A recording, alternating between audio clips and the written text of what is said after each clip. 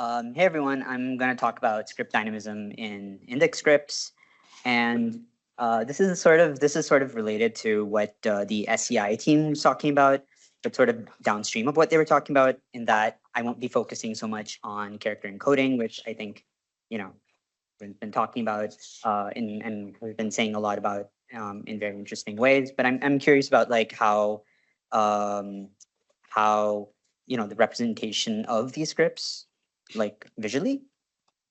And to introduce myself, I'm Karthik. I am currently a graduate student at the University of Washington in South Asian Studies and Digital Textual Studies. My own background is more from a place of inquiry into the um, nature of writing and script in the Indian context, primarily in South India, and how this intersects with language politics and nationalism, especially in the case of typewriter standardization. And in the past, I've worked with Tipotech, a European type foundry, on doing research for them into the typographic evolution of various Indian scripts. And I've also worked with the SCI team on typewriter reforms in India and how they came about and what they've resulted in. So with that, let me get started.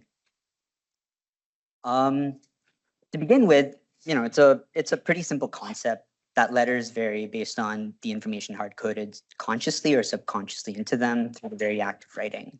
And you see this across technologies, you see this across scripts, you see this across languages, and the same script can have different letter forms based on the region, the style, and the era, and even like things like scribal traditions, right? A certain scribal tradition in a certain, like let's say, kingdom's court might be slightly different from one in another.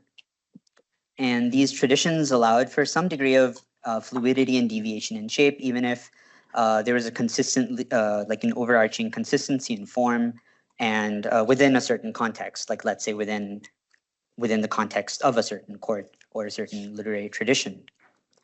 And this was the nature of writing in South Asia until the advent of print, which really takes off in the 1800s after a brief sort of introduction in the late 1700s, right? Metal-type hardens these boundaries, and then fonts preferred one canonical form for every letter for reasons of efficiency. And then we see very rapidly afterwards in the early 1900s, mid 1900s, mechanized typesetting in typewriters flattened this variety completely, almost to virtually completely, to be honest, to encode letters, or rather, every letter to a single key to be represented on a typewriter matrix, a keyboard. And you see this here. This is a 1951 document from the government of India, where the government attempted to standardize the Devanagari script as it's used for Hindi, which was chosen by the Indian national movement as India's national language at the time. It didn't take off, but that was the original intentions, right? And this letter set was intended to be used for Hindi, but Devanagari is also used for Marathi and Nepali. But these standards were primarily for Hindi, and you see variants in letter forms with one letter form crossed out and replaced with another one, the intended replacement form, right? And this was intended for when typewriters were designed. So this entire exercise, this entire process was in preparation for typewriter design. And despite that, however, this is a survey from Tipotech when we worked on Devanagari letter form preferences, and we see that despite this, users have preferences in letter forms. Certain letter forms are preferred in certain regions. For example, the first row is corresponds to standard letter forms in Devanagari, whereas the second row contains forms that are more locally, socially, or contextually coded, right? And by context, I mean socio literary context, right? And the second row is marked as different from the first one. Visually, yes. I mean, they both point to the same code point, but in digital fonts, but The second row carries a more embedded social meaning in how it's, in its differentiation. So the differentiation itself carries a certain degree of, it has this weight of social significance, right? Um, this layer of social meaning like overlaps with the code points, and of course, this responsibility in the digital era falls on fonts and rendering. Right. So I want to move beyond this, right? It's easy, like I think it's pretty simple to think of like letter forms, like base letter forms as varying, as being different in context. But I'm interested in how combinations look different, like beyond localized form substitution, when you have conjuncts, when you have clusters of more like two or more consonants that go together. Indic scripts, of course, are replete with these forms. Here's an example from Bangla, the, which can be represented either by the form on top or on the bottom. And I wanted to say double trouble, but they're way too like there you have more than two forms involved in this. It doesn't fit. But yeah, there are of course certain patterns and certain orthographic standards that dictate these certain principles. Here's another example also of the conjunct the, this time in Devanagari. These are two forms of the same consonant cluster, conjunct. Um, on the top, this is represented by the font Mukta, and on the bottom by Calibri. They both have the same, phonetic value, but the one on the top is more, it's and even like graphical complexity, on the face of it.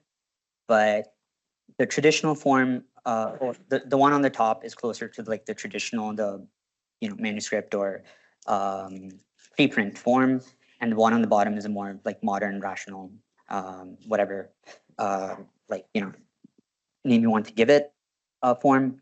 But here the difference, the primary difference is the first letter of the conjunct, in this case ka, um, combines differently in both. In the first example, it creates something entirely new, and in the second, it just forms a half form, right? But neither form is incorrect or more correct. They're both options to users, to speakers. They both exist, but they, choosing one, the choice of one is just that, a choice, right? And they have the same code points. Now, I'm interested in what goes into like these choices, what goes into these decisions. And yeah, so we see that, of course, like one code point can map onto different base glyphs, just like the local forms, but variation possibilities increase as you have, as your grapheme cluster gets denser and denser, right? And you have the virama, which is a non-spacing marker that marks kind of the trigger of this.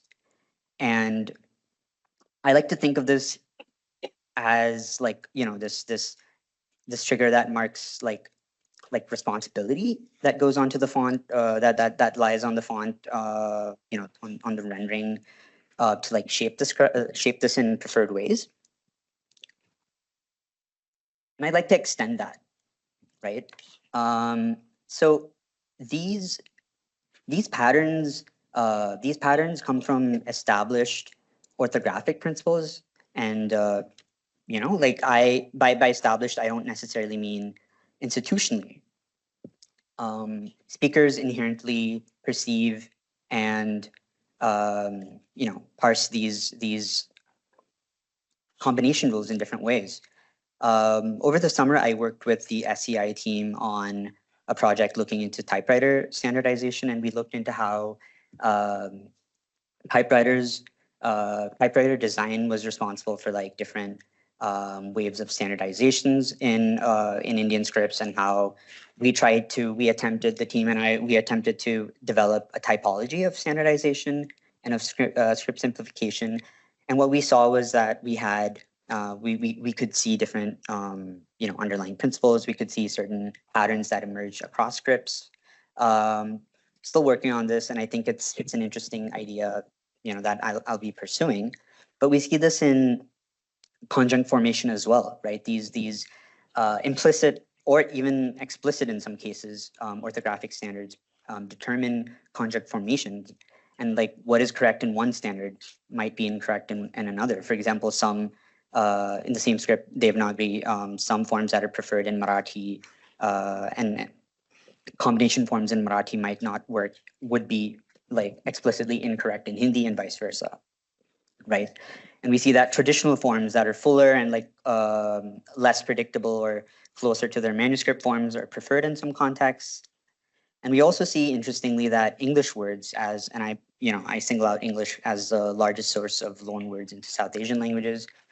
English words can break these rules and like create like completely different like expectations from users when a word is like explicitly parsed or recognized as being English and not native to the language, right? Here's a rough sketch of this sort of typology for Malayalam. And we have like from top to bottom, a sort of, descending or yeah, descending degree of linearity and or like descending degree of complexity and ascending degree of linearity where the forms on the top are the traditional, the fuller forms, quote unquote, and they feature, they have like the most distinctive combination forms, the most distinctive, uh, the least predictable forms. And as you go further down, these forms get more and more predictable. There's less variation in how they combine. And we have a total of 4 layers here. And in practice, you would probably only see 2 or 3 of these in use, but technically all 4 are correct. So the same, the same Kalpana, Chandrika, Rupa, Anubhuti, like the set of 4 proper nouns could be represented using these 4 patterns. And it would still be correct in either of them. And depending on the user and the user context, you would select one of these. Yeah. Rather than a full binary, preferences lie somewhere between, and we do see that users tend to favor the top 2. And the government of Kerala, which is where Malayalam is spoken, is actually pushing for the 3rd one and has pushed for the 4th in the past, right? So where does this come from, right? The sort of standardization, the sort of conceptualization of cluster formation. We see that linguistic standardization attempts by local governments across India and different states in India had institutional authority over languages, which is why in many cases these languages, so these states would have their own local government bodies, institutional bodies devise standards, independent or like outside of the central government of India's own directive. And the primary reason for these standards, as we saw, in my work with SEI, was primarily to like fit these scripts to typewriter keyboards, largely around Indian independence and the formation of the modern Indian nation state. Similar processes happened elsewhere, but I'm focusing on India also for for its density of scripts, right? And we also see that even though this is something that had come up in the previous talk, but even though there was a stamp of institutional authority, many of these standards were contested, debated, and these debates go on even today. And then they've even complicated our modern, I would say, modern like font design choices, right? And in pretty much every case, we have like a linear, which is the bottommost option. In pretty much every case, that is like an option, but it also represents, in many cases, like the least desirable option, right? And there's a certain stability of this variation amongst users as well, where users, depending on their social context, will prefer one of these patterns. But other users, but like within that social context, there's a certain cohesion, there's a certain logic, certain set of principles that that that you see largely acknowledged and followed, right? And I'm interested in how these standards emerge, how they're how they're spread, how literary bodies, how institutional bodies promote them, further them, and users have also like taken to preferring certain forms over others, for certain combination patterns over others. We don't really have much documentation for this, and often the documentation we do have is reactionary in that like when a certain standard is pushed, we see that users saying that they don't like said standard, but then we often don't know what the preferred standard is. It's harder to like engage. It's harder to like decipher what the preferred standard is. And I think that that's an interesting, like academically, that's an interesting tension. Less so for, I guess, actually like font designers. But yeah. I also see that over the course of this research, we also see that some of these like government bodies go against, or they make decisions that are contrary to like often what readers want.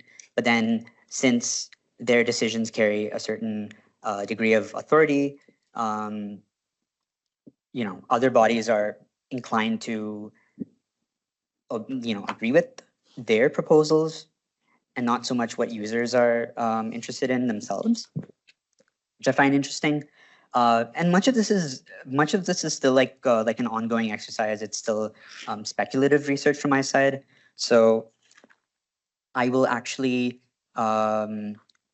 So I wanted to ask some questions on this. Much of this work, of course, is like all of this. In fact, would be downstream of character support.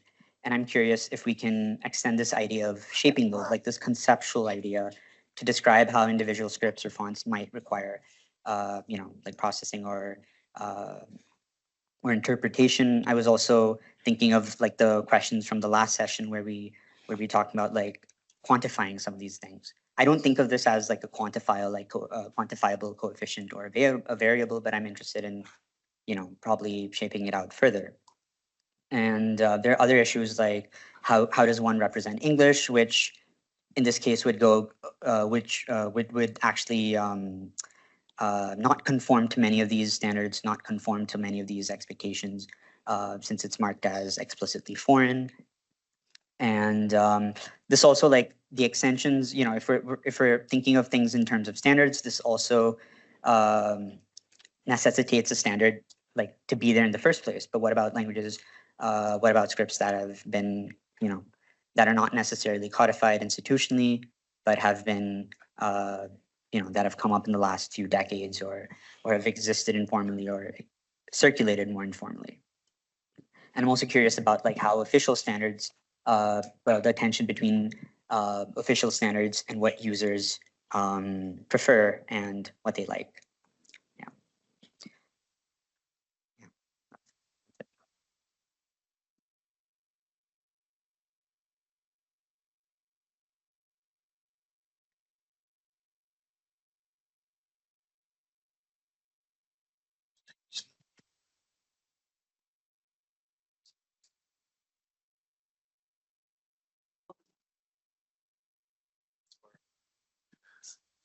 So I wanted to keep the session a little shorter just because I wanted this to be, I'm still thinking through some of these ideas, and I figured that it's more of a speculative exercise in some senses, a conceptual exercise.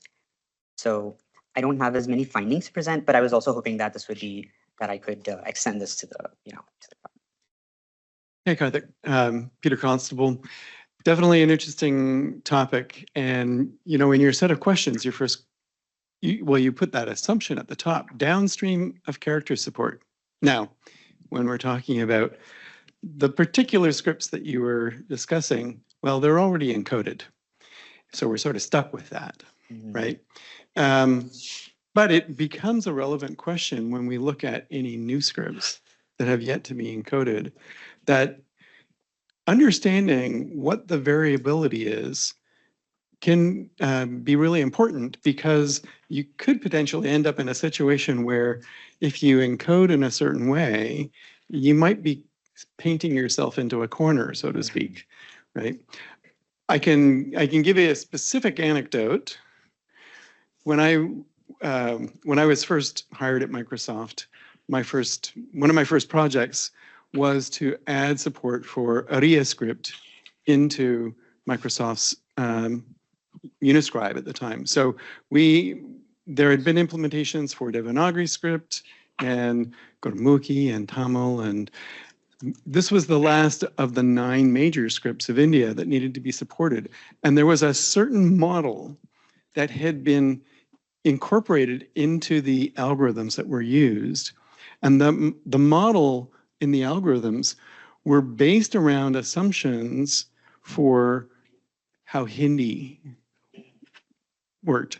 And when I looked at, when I started investigating Oriya, I got 2 different dictionaries, and one was published in the 1990s and one was published in the 1910s. And the number of conjunct forms in the later dictionary was much, much less, many fewer conjuncts than were used in the past. Now, what were the reasons for those changes? Was it just, it was easier to come up with a font implementation in 1990 around limit? I don't know. Was there actually, user desired change in practice? That stuff was too complicated to learn to write? I don't know. But it had changed. And what I saw in the modern dictionaries was not going to work with the way that our Indic engine had been implemented. And so it meant that we really needed to redesign the Indic engine to be able to accommodate more flexibility in the South Asian scripts, right? In the scripts of India. Now, we could work with the characters that had already been encoded and come up with a design change, but I could easily see the same issue arising where there was something fundamental in the way the character encoding was designed, but the character encoding is permanent, and so you really want to avoid making those kinds of mistakes in the character encoding. Hopefully, you've discovered any of these potential issues before you encode the characters. No, that's a great point, Peter. Thank you for pointing that out. I think you're right. Like, this assumes, like you said, like the major scripts, but yeah. Thank you for pointing that out.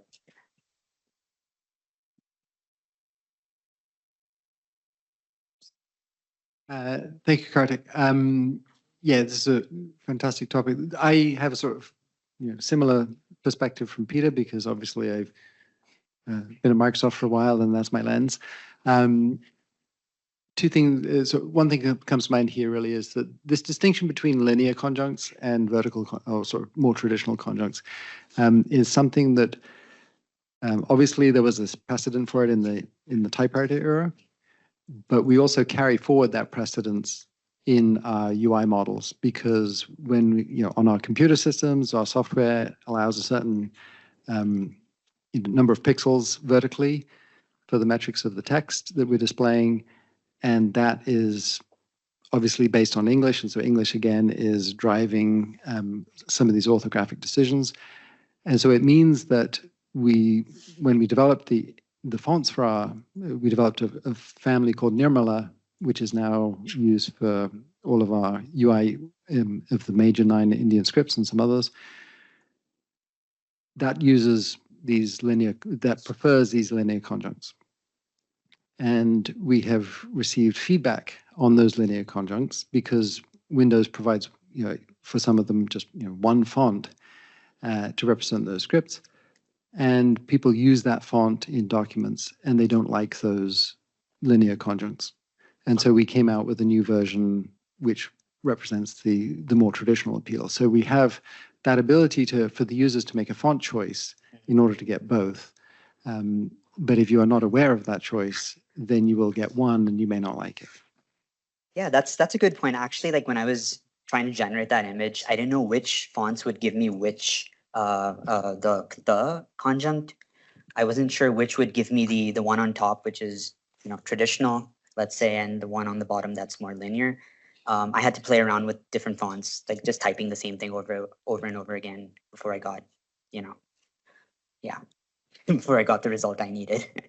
And if you didn't know what the the Indic fonts were, you might have 200 fonts, and the font fallback is going to give you indirectly one of these. So yeah, it is a challenge to get to do that. The other comment I was kind of a question. You talk about the English skewing the orthography, and so it'd be great to see some examples of this. I don't have any examples, but I sort of feel that. I remember a paper about loanwords into Japanese many years ago, given by a friend, and the depending on the education level or the level of English speaking ability of the Japanese speaker speaking Japanese with loanwords from English, they will form the English orthography, sort of phonetic form, which impacts the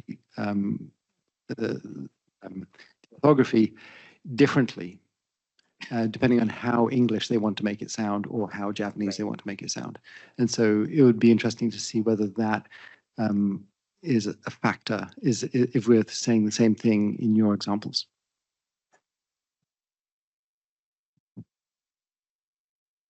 Yeah, hi, thanks. I'm over here. I'm Shane from Google. Yeah.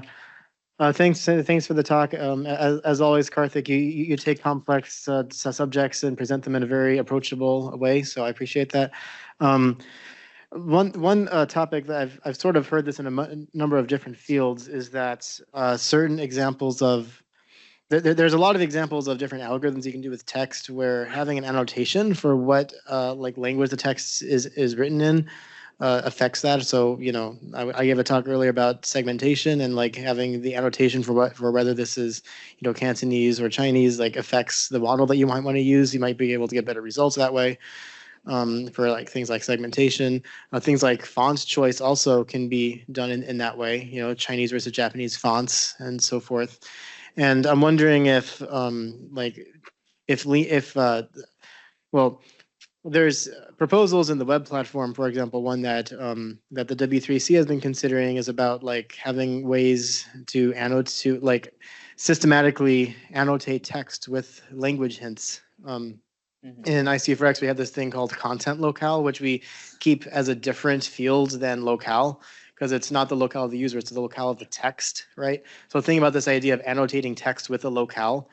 And when you have Unicode locales and language identifiers, you can like annotate them with different orthographies. My favorite example here is polyton subtag with Greek, right, which ends up using different CLDR data. And I'm wondering if this is like a mechanism that can be leveraged. Like if you have text that's annotated with a certain locale, then you use a different font or a different rendering strategy or something in order to present it the right way.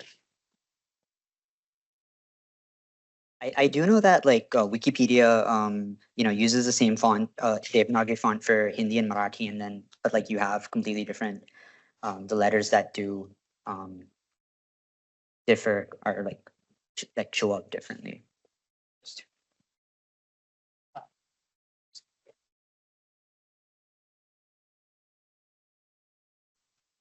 Yeah, hi, this is Bob from Google. Now, you talked about how mechanical typewriters flatten things. Are there, in our current font technology, OpenType, whatever, are they also have some sort of limitations that are forcing things to be flattened from what you saw in earlier usage? And the second question was, we're talking about the variability. Several years ago, we made a lot of progress on variable font technology. Is the variable font technology something that can address some of the issues you brought up? Yeah, those are both good questions. I think the first one, I'm reminded of Andrew's answer, and he mentioned how like UI constraints have I guess prompted the choice of like linear, these on the bottom sort of conjuncts over the like let's say traditional ones on top. And I feel like the sense that I've gotten from the research is also that some of these conventions have become more ingrained, even though like technically you could, I think technically the constraint doesn't exist, but I think the expectation has become that like the limitation is not within the font, but within like the larger, you know, environment that it exists in, you know. And I think the, you know, having like something more variable would definitely, like a variable font would definitely help address. I feel like the Indic typography space is still like yet to expand. You know, we have I think Devanagari, which is the most widely used index script, does have like more options, but I think we're still yet to see that sort of variety in other scripts. I can respond to a little bit to both Bob and Shane's question. So first of all, with regard to variable fonts, this isn't the kind of problem that variable fonts were intended to solve. So for instance, if you look at those two forms for KTA, they are topologically quite distinct, right?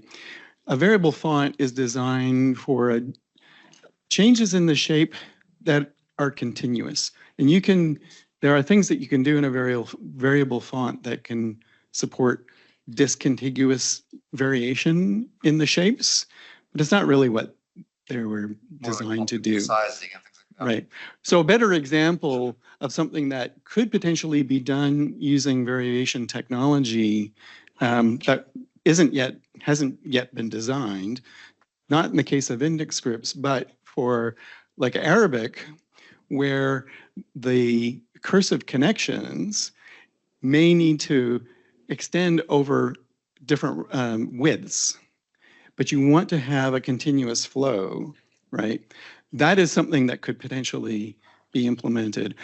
An example of that would be relevant for instance, in Hindi, you have vowel marks that, like there's the short E that is positioned on the left of a consonant, and it's got an arc that goes over the top, and it wants to land on the stem of the main consonant.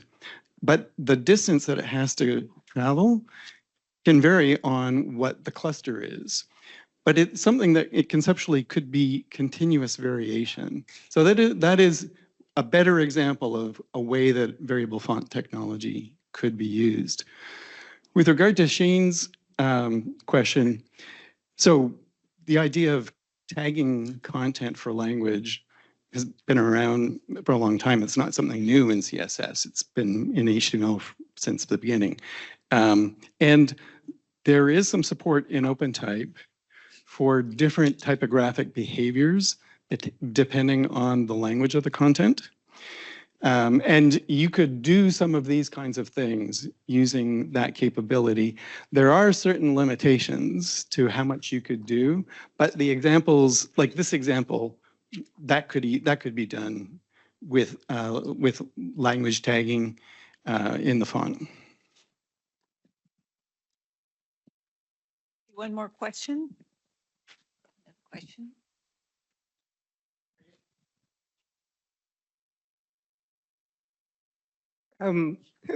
Actually, I'm not give some answer. I'm making your question even more complicated.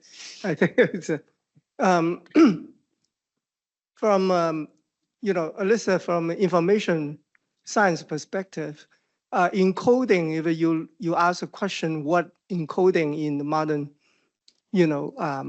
domain right now it's used for.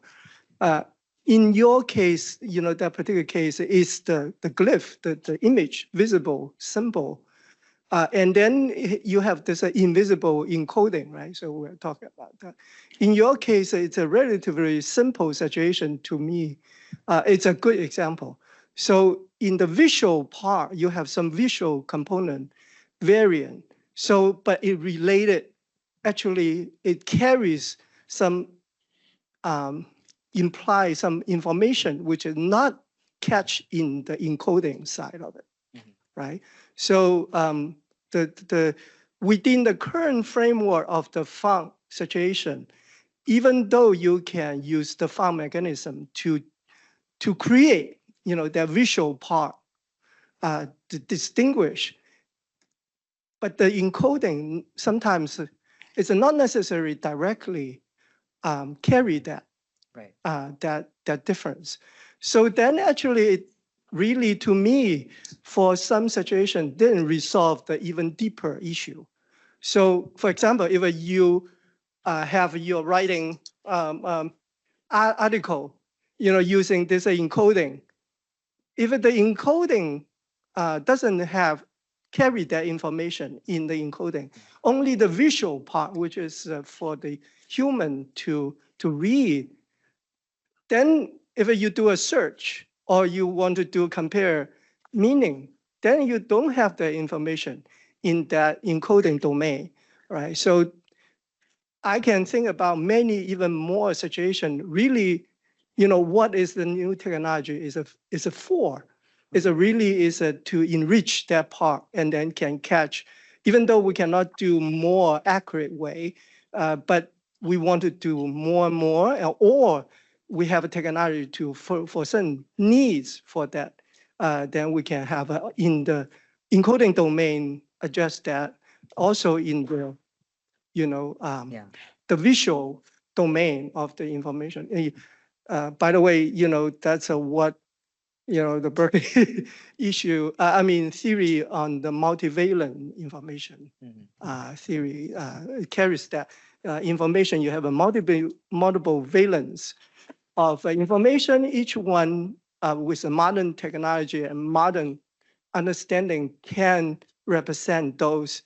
But now in this there's a Unicode is mostly focused on the encoding side, but we have, and also very tightly coupled with this visual valent of information of the character or sentence or script, whatever different levels of set in language in general.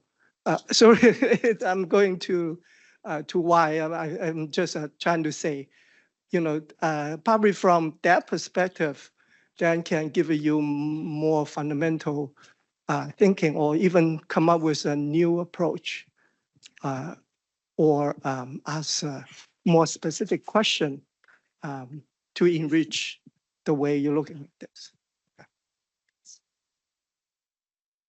Okay.